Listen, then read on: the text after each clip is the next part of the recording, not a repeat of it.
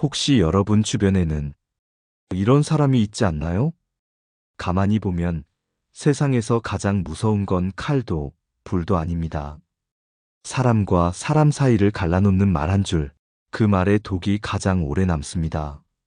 한 번 잘못한 사람보다 그 잘못을 은근히 부풀려 전하는 사람이 더 무섭습니다. 왜냐하면 그들은 직접 싸우지 않거든요. 늘 뒤에서 미소 지으며 마음과 마음 사이를 흔듭니다. 정약용은 이렇게 말했습니다. 군자는 사람을 화합시키고 소인은 사람을 이간시킨다. 그는 말의 힘이 세상을 세우기도 하고 무너뜨리기도 한다는 걸 누구보다 잘 알았지요. 목민심서에도 백성을 다스릴 때 가장 경계해야 할 것이 이간지라는 자라 했습니다. 그들은 법보다 앞서 마음을 무너뜨리는 자들이기 때문입니다. 여러분도 한 번쯤 경험하셨을 겁니다. 누군가가 이렇게 말하죠. 그분이 당신 이야기 그렇게 하더라. 그 한마디가 마음을 흔들어 놓습니다. 그 다음부터는 같은 사람을 봐도 웃음이 어색해집니다. 결국 멀어지고 의심이 자라죠. 그렇다면 왜 어떤 사람은 꼭 이런 일을 반복할까요? 그 이유는 단순합니다. 이간질은 자기 존재를 증명하는 가장 쉬운 방법이기 때문입니다. 남의 관계를 흔들면 자신이 중심에 서는 기분이 들거든요. 누가 더 나를 믿나? 누가 내 편인가? 그 싸움 속에서 자신이 살아있음을 느끼는 겁니다. 하지만 그것은 가장 외로운 방식의 존재 증명입니다. 그들은 늘 타인의 균열 속에 자신을 세우기 때문입니다. 그래서 정약용은 이런 사람을 교활한 자라 불렀습니다. 겉으로는 공손하고 안으로는 칼을 숨긴 사람. 남의 관계를 이용해 자기 이익을 챙기려는 사람 말이지요. 오늘 우리는 그 교활함의 세 가지 특징을 짚어보려 합니다. 첫째, 말은 부드럽지만 속에는 의도가 숨어 있습니다. 둘째, 갈등이 생기면 가장 먼저 중재자처럼 나서지만 결국 싸움이 더 커집니다. 셋째, 모든 관계에서 중심이 되고 싶어 합니다. 그 욕망이 결국 인연을 무너뜨립니다. 이 이야기를 끝까지 들으시면 정약용이 왜 교활한 자의 말은 꿀처럼 달지만 독이 된다고 했는지 그 뜻이 마음 깊이 와닿을 겁니다. 겉으로는 온화하고 속으로는 칼을 감춘 사람. 정약용이 가장 경계한 인간형이 바로 이런 이들이었습니다. 그들은 언제나 부드러운 말로 시작합니다. 저는 그런 뜻은 없어요. 둘 다 소중한 분들이죠. 그냥 걱정돼서 하는 말이에요. 이 말들은 얼핏 들으면 선의처럼 보입니다. 하지만 그 말 사이에는 의심과 비교, 그리고 판단이 숨어 있습니다. 정약용은 말의 도를 아는 사람이 세상을 바로 세운다고 했습니다. 반대로 말의 도를 모르면 마음을 어지럽힌다고도 했지요. 말은 마음의 거울입니다. 그런데 교활한 사람은 그 거울을 흐리게 만듭니다. 자기 속을 감추기 위해 거짓된 미소와 완곡한 표현으로 포장하죠. 이런 사람은 직설적인 비난을 하지 않습니다. 대신 이렇게 돌려 말합니다. 그분이 요즘 좀 변하신 것 같아요. 그 얘기 듣고 조금 놀랐어요. 당신이라면 어떻겠어요? 이 말은 단순한 감상이 아니라 의심의 씨앗을 심는 행위입니다. 상대의 마음 속에 아주 작게, 그러나 깊게 박혀버리는 말 한 알. 정약용은 이런 말을 사해말이라 불렀습니다. 사악한 뜻이 아니라 중심을 잃은 말. 즉, 이로운 듯 보이지만 결국 관계를 비트는 말이지요. 그는 마른 향기 같아서 한 번 퍼지면 거둘 수 없다고 했습니다. 한 사람의 교묘한 말은 세 사람의 마음을 갈라놓습니다. 결국 인연은 그 말의 냄새 속에서 시들어갑니다. 생각해보면 부드러운 말은 언제나 듣기 좋습니다. 하지만 우리는 그 말의 의도를 보아야 합니다. 그가 왜 그 말을 지금 내게 하는가? 그 속에는 진심이 있는가? 아니면 불안의 유도인가? 이간질하는 사람은 이 불안의 유도를 잘 압니다. 한쪽에겐 공감으로 다가가고 다른 쪽에겐 걱정으로 다가갑니다. 결국 두 마음을 동시에 흔들죠. 이건 기술입니다. 심리의 틈을 읽고 거기에 말의 칼날을 꽂는 기술. 정약용은 이런 사람을 지혜로운 척하는 어리석은 자라 했습니다. 그들은 머리로는 영리하지만 마음으로는 가난합니다. 진심으로 관계를 맺는 대신 관계를 조종할 수 있는 판으로 여깁니다. 그런 사람 곁에 있으면 처음엔 편안합니다. 늘 내 편 같고 내 이야기를 잘 들어주니까요. 하지만 시간이 갈수록 이상하게 주변이 어수선해집니다. 사람들이 서로 오해하고 불신이 커집니다. 결국 나 자신도 그 중심에 서서 흔들리게 됩니다. 그래서 정약용은 이렇게 경고했습니다. 말을 경계하라. 말은 사람을 세우고 말은 인연을 끊는다. 말의 부드러움 뒤에는 언제나 두 가지 길이 있습니다. 하나는 위로와 신뢰로 가는 길, 다른 하나는 의심과 단절로 가는 길. 우리가 누구의 말을 들을지, 어떤 말을 전할지에 따라 인연의 운명은 달라집니다. 세상에는 이상한 사람이 있습니다. 항상 문제의 한가운데 서 있지만 정작 자신은 아무 잘못이 없는 사람. 늘 나는 그냥 중간에서 돕고 싶었을 뿐이에요 라고 말하는 사람. 그러나 그가 나타날수록 사람 사이의 오해는 더 깊어지고 감정은 더 엉킵니다. 정약용은 이런 사람을 겉은 중재자 같으나 속은 분열자라 했습니다. 그는 목민심서에서 이렇게 경고했습니다. 마음의 중심을 잃은 자는 평화를 말하면서 혼란을 만든다. 즉, 그들은 평화를 이야기하지만 실은 자기 존재를 드러내고 싶을 뿐입니다. 이런 사람은 항상 두 편의 이야기를 다 듣습니다. 그리고 둘 다 이해하는 척하죠. 나는 양쪽 마음을 다 알아요. 당신도 맞고 그 사람도 맞아요. 겉으로는 온유하고 성숙해 보이지만 실상은 감정의 불씨를 옮겨다니는 역할을 합니다. 이들이 갈등 속에서 얻는 건 신뢰가 아닙니다. 통제감입니다.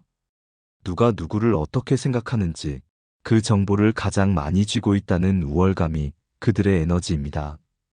그들은 정보를 흘리지 않습니다. 암시합니다. 그분이 그날 많이 힘들어 하더라고요. 내가 다 말하긴 그렇지만 당신도 알 거예요. 그 한마디가 또 다른 상상을 낳고 오해를 자라게 합니다. 정약용은 사람의 관계를 다스리는 데 있어 정직한 마음의 흐름을 가장 중요한 덕목으로 꼽았습니다. 그는 말했습니다. 서로의 마음을 바로 잇는 자, 그가 진정한 중재자다. 그런데 교활한 사람은 이 진실한 연결 대신 감정의 실타래를 더 엉키게 만듭니다. 왜냐하면 그 엉킴 속에서만 자신이 필요해지기 때문이지요. 한번 생각해 봅시다. 우리가 누군가의 다툼을 들을 때 정말 그 사람을 위해 듣고 있나요? 아니면 내가 옳음을 증명하고 싶은 마음으로 듣고 있나요? 이 교활한 중재자의 함정은 듣는 사람의 마음 속에서도 일어납니다. 우리는 남의 싸움을 보면서 은근히 누가 더 잘못했는지 판단하고 싶어 합니다. 그 욕망이 있을 때 우리는 이미 그들의 언어의 함정 안에 들어간 것입니다.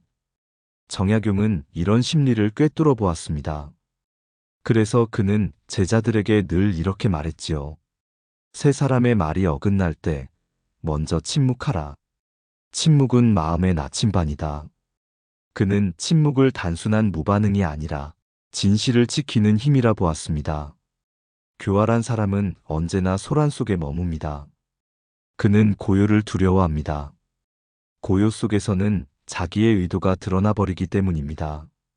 그래서 그는 늘 대화라는 이름으로 오히려 더 많은 말과 더 많은 혼란을 만들어냅니다.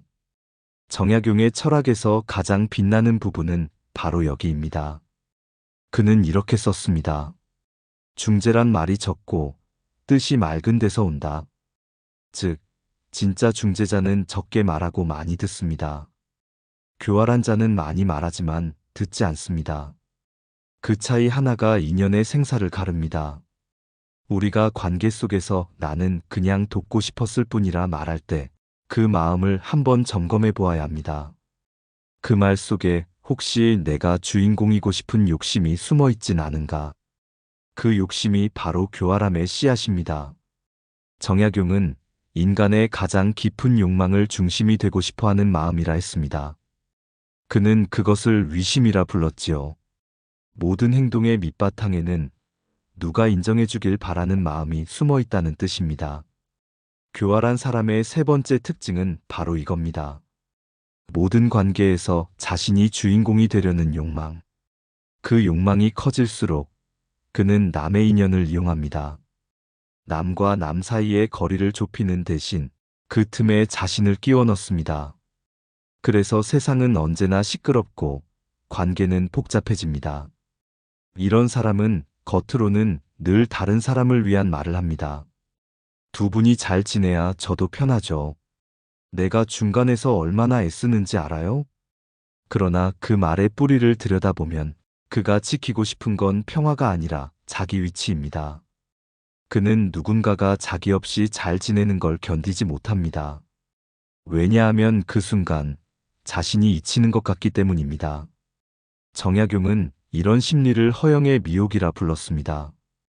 허영은 남을 해치려는 마음이 아닙니다. 하지만 그것이 쌓이면 자신도 모르게 타인을 조종하게 됩니다. 칭찬을 주고 비밀을 나누고 위로를 건네지만 그 모든 행위는 결국 자기 존재를 확인하기 위한 도구로 바뀝니다. 한 번쯤 주변을 떠올려 보십시오. 모임에서, 회사에서, 가족 안에서도 모든 대화가 한 사람을 중심으로 도는 경우가 있습니다. 그는 늘 이야깃거리를 만들어내고 남의 감정을 해석하며 분위기를 조율합니다. 언뜻 보면 사회적 능력처럼 보이지만 그 중심에 내가 빠지면 안 된다는 불안이 자리합니다. 그 불안이 교활함의 뿌리입니다. 정약용은 여유당전서에서 이렇게 썼습니다. 사람의 도는 자신을 낮추는 데서 밝아지고 자신을 높이는 데서 어두워진다. 교활한 사람은 자신을 낮출 줄 모릅니다. 항상 인정받고 싶고 영향력 안에 있고 싶습니다. 그래서 누군가의 관계가 자신 없이 이어지면 그 사이에 작은 균열을 만들죠. 그 사람 요즘 당신 이야기 잘 안 하던데요. 예전 같지 않아요. 이 한마디가 관계의 축을 바꿉니다. 그는 그렇게 자신을 필요한 사람으로 남기려 합니다. 결국 그 욕망이 인연을 병들게 합니다. 정약용은 사람의 관계를 물의 흐름에 비유했습니다. 물은 낮은 곳으로 흐르지만 그 낮음이 모여 큰 강을 만든다고 했지요. 하지만 교활한 사람은 물을 거꾸로 올리려 합니다. 자신이 높아지려 할수록 물은 흐름을 잃고 탁해집니다. 그는 또 말했습니다. 진정한 중심은 중심이 되려 하지 않는 데서 생긴다. 이 말은 단순한 도덕의 명언이 아닙니다. 정약용이 수많은 정치의 모략과 인간의 이간을 겪으며 마음속에서 길어낸 체험의 결론이었습니다. 중심이 되려는 사람은 결국 고립되고 흐름을 따르는 사람은 결국 신뢰를 얻습니다. 우리도 종종 그런 유혹에 빠집니다. 누군가 내 말에 귀 기울일 때 나의 존재가 커지는 듯한 그 달콤함. 하지만 그 순간 관계의 무게는 이미 기울고 있습니다. 정약용은 그걸 교묘한 자의 첫걸음이라 했습니다. 그렇다면 진짜 중심은 어디에 있을까요? 그건 나를 내세우지 않아도 함께 살아나는 자리입니다. 그 중심은 권력도 말솜씨도 아닌 진심의 무게에서 생깁니다. 정약용은 말했습니다. 진심이 있으면 침묵도 말이 된다. 그 말이 오늘날 우리 인간관계의 본질을 다시 묻게 만듭니다. 정약용은 세상의 교활한 자를 단지 나쁜 사람으로만 보지 않았습니다. 그는 그들을 마음의 병자로 보았습니다. 겉으론 교묘하고 영리하지만 속으로는 늘 불안과 결핍에 시달리는 사람들. 그들은 사람 사이를 이간질하지만 정작 가장 외로운 건 자신이라는 걸 모릅니다. 정약용의 글에는 자주 이런 문장이 나옵니다. 사람은 속을 감출 수 없다. 속이 바르면 말이 바르고 속이 빗둘면 말이 뒤틀린다. 교활한 사람의 언어가 왜 늘 부드럽지만 날카로운지 그 이유는 바로 이 뒤틀린 마음 때문입니다. 그들은 타인의 신뢰 속에서 살아갑니다. 누가 자기 이야기를 듣고 자기 말을 믿어주어야 비로소 존재하는 느낌을 받습니다. 그러나 그 신뢰는 진심이 아닌 불안의 연료로 세워진 탑입니다. 그래서 조금만 무시당해도 흔들리고 자신이 중심에서 밀려나면 다시 다른 이야기를 만들어내어 주목을 끌려 합니다. 정약용은 이런 마음의 구조를 욕심의 거울이라 불렀습니다. 사람은 누구나 인정받고 싶지만 그 욕심이 커지면 타인을 조종하고 싶어집니다. 조종이 성공하면 기쁨을 느끼지만 그 기쁨은 잠시뿐입니다. 왜냐하면 그 순간 그는 또 다른 의심을 낳기 때문입니다. 혹시 내 속을 들킨 건 아닐까? 다음엔 누가 나를 이간질할까? 결국 그는 남을 속이며 동시에 자기 마음을 갉아먹는 셈이지요. 교활함의 끝은 항상 고립입니다.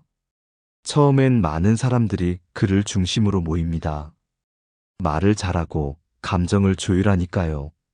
그러나 시간이 흐르면 이상하게 주변이 하나둘 사라집니다.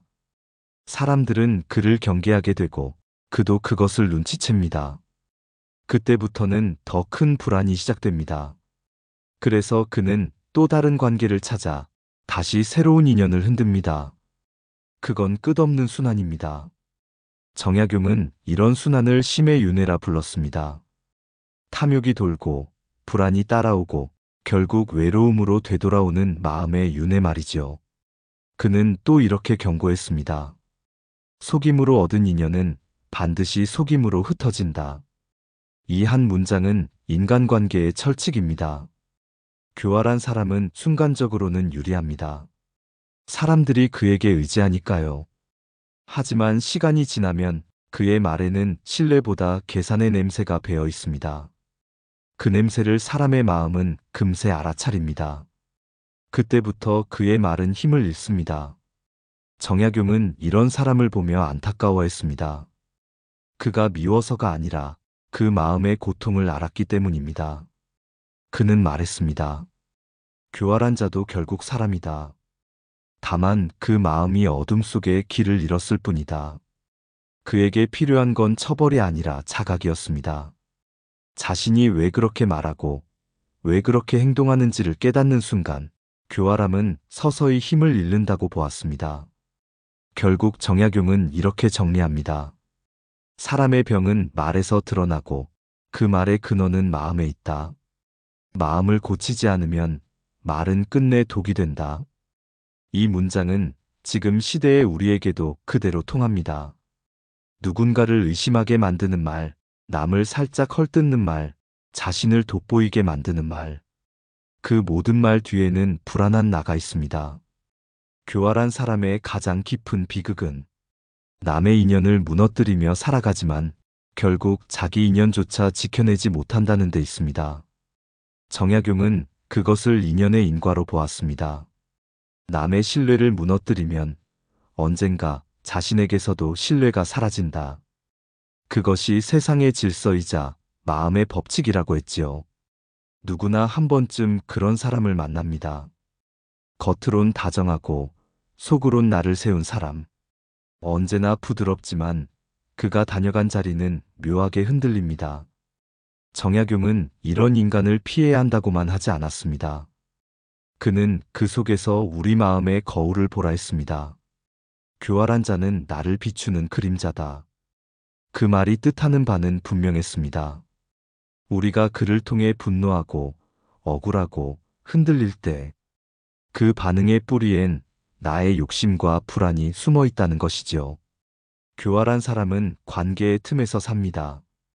그 틈이 좁아지면 그 사람은 설 자리를 잃습니다. 그렇다면 우리가 해야 할 일은 그를 몰아세우는 것이 아니라 틈을 닫는 것입니다. 즉, 서로가 더 솔직해지고 더 직접 말하는 것. 그럴 때 그의 말은 더 이상 작동하지 않습니다. 하지만 이건 말처럼 쉽지 않습니다. 그 사람은 이미 오랜 시간 동안 말의 균형을 잡는 법을 알고 있으니까요. 그래서 정약용은 한 가지를 권했습니다. 분별하지 말고 관하라. 즉, 그 사람의 말이 옳은지 그른지를 따지지 말고 그가 그 말을 하는 마음을 지켜보라는 뜻입니다. 그가 누군가의 험담을 할 때 그의 얼굴에는 어떤 미소가 있는지, 그가 중재를 자처할 때 그의 말끝엔 어떤 욕심이 있는지, 우리는 그 미세한 떨림 속에서 교활함의 본색을 보게 됩니다. 그걸 보는 순간 우리는 더 이상 그의 말에 흔들리지 않게 됩니다. 정약용은 그걸 관심이라 불렀습니다. 마음을 보는 공부. 그는 말했습니다. 남의 허물을 보는 눈보다 남의 마음을 보는 눈이 더 귀하다. 교활한 자의 말에 분노하기 전에 그 마음을 보고 그 마음의 불안까지 함께 관찰하라는 가르침이지요. 하지만 이건 단순한 도덕이 아닙니다. 그 마음을 본다고 해서 그를 바꿀 수는 없습니다. 오히려 그를 이해할수록 더 아프고 그의 외로움이 보여서 더 복잡해집니다. 그래서 정약용은 이 대목에서 잠시 멈춥니다. 그는 모든 인연은 시험이다라고만 했습니다. 누가 교활한지보다 중요한 건 그 사람을 만났을 때 내가 어떤 사람이 되는가 하는 점, 그 사람을 미워하며 나 또한 교활해지지 않는가, 그를 피하면서도 내 마음속에 비슷한 욕심은 남아있지 않은가. 이 질문은 쉽지 않습니다. 우리는 누군가의 위선을 싫어하지만 또 누군가에게는 우리 자신이 위선처럼 보일 수도 있으니까요. 그래서 정약용은 끝내 정답을 주지 않았습니다. 다만 이렇게 썼습니다. 사람을 의심하되 미워하지 말고 사람을 믿되 어리석지 말라. 그 말은 곧 이 세상엔 완전한 신뢰도 완전한 불신도 없다는 뜻입니다. 그 사이 어딘가에서 우리는 매일 관계의 균형을 배우고 있는 것입니다. 그렇다면 우리는 어떻게 살아야 할까요? 누군가의 교활함에 다치지 않으면서도 미움에 빠지지 않는 길은 과연 있을까요? 그 질문이 오늘의 마지막으로 향하는 문입니다. 정약용은 거기서 아주 조용한 해답을 남깁니다. 정약용은 말년의 제자에게 이런 글을 남겼습니다. 사람과의 인연은 흙으로 빚은 그릇과 같다. 깨지면 흩어지나 그 흙은 여전히 남는다. 그는 인연이 끊어진 후에도 그 안에 남은 마음의 흔적은 사라지지 않는다고 했습니다. 이간질하고 속이고 인연을 망치는 교활한 사람은 결국 그릇을 깨뜨리는 사람입니다. 하지만 깨진 조각이 흩날린 자리는 우리가 다시 배워야 할 마음의 자리이기도 합니다. 정약용은 그것을 도의 수업이라 했습니다. 즉, 상처받은 경험 속에서도 배움이 자란다는 뜻이죠. 그는 이렇게 썼습니다. 인연이 어지러울 때 나를 다스리면 세상이 고요해진다. 결국 문제는 그 사람이 아니라 그 사람을 대하는 나의 태도에서 시작된다는 겁니다. 교활한 사람은 언제나 세상 어딘가에 존재합니다. 그러나 그가 내 마음에 뿌리 내리지 않게 하는 것, 그게 바로 지혜의 첫걸음입니다. 정약용은 세 가지를 제시했습니다. 첫째, 남의 말을 듣기 전에 내 마음의 파동을 본다. 그 말에 흔들리는 이유가 무엇인지, 그것이 나의 불안인지, 혹은 나의 기대인지 살피는 것. 둘째, 말보다 행동을 본다. 그가 말로는 화해를 외치지만 정작 관계를 묶는 손길이 없다면 그는 평화를 말하는 교활자일 뿐이라고 했습니다. 셋째, 인연의 끈을 맺을 때 진심을 기준으로 삼는다. 좋은 사람, 나쁜 사람을 가르는 게 아니라 그 사람과의 관계 안에서 내가 진심이었는가를 묻는 것입니다. 진심은 느리지만 오래갑니다. 교활함은 빠르지만 금세 사라집니다. 이 단순한 법칙이 결국 모든 인연의 심판관이 됩니다. 정약용은 인연을 잃은 뒤에도 사람을 원망하지 않았습니다. 그는 이렇게 말했습니다. 인연을 잃었거든 나의 마음을 고요히 하라. 그대의 고요가 새로운 인연을 불러올 것이다. 그 말은 상처받은 우리에게 남긴 위로였습니다. 사람의 교활함이 내 삶을 흔들 때 그 흔들림 속에서도 마음의 중심을 놓지 말라는 당부지요. 이간질로 무너진 관계도 결국 마음이 다시 진심으로 향하면 회복됩니다. 정약용이 보았던 세상은 완전한 선과 악의 대결이 아니었습니다. 그는 인간의 마음을 흐름으로 보았습니다. 어둠이 지나가면 빛이 오고 거짓이 사라지면 진심이 드러나는 흐름. 그걸 믿는 사람이 결국 세상을 다시 세운다고 했습니다. 그래서 그는 교활한 사람을 미워하지 않았습니다. 그들을 통해 인간의 본성을 배웠기 때문입니다. 그는 이렇게 결론을 맺었습니다. 남의 허물을 알면 나를 닦고 남의 교활함을 보면 나의 성품을 돌아보라. 그것이 군자의 길이다. 결국 정약용이 우리에게 남긴 가르침은 단순합니다. 남의 말에 흔들리지 말고 내 마음의 중심을 잃지 말라는 것. 그 중심이 곧 나의 도이고 그 도가 바로 인연을 다시 세우는 힘이라는 것입니다. 오늘 우리가 교활한 사람을 만나 상처받았다면 그 상처는 우리 마음이 진실을 더 알아가는 과정일지도 모릅니다. 그 사람을 바꾸려 하기보다 그로 인해 내 마음을 단단히 다듬는 것. 그게 정약용이 말한 참된 배움의 길입니다.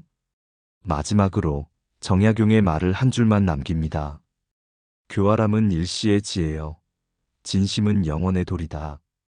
이 말이 오늘 여러분의 마음에 조용히 남아 흔들리는 인연을 다시 세워주는 빛이 되길 바랍니다. 그리고 여러분의 삶에도 진심으로 맺어진 인연 하나가 오래도록 머물기를 바랍니다. 감사합니다. 지혜의 숲이었습니다.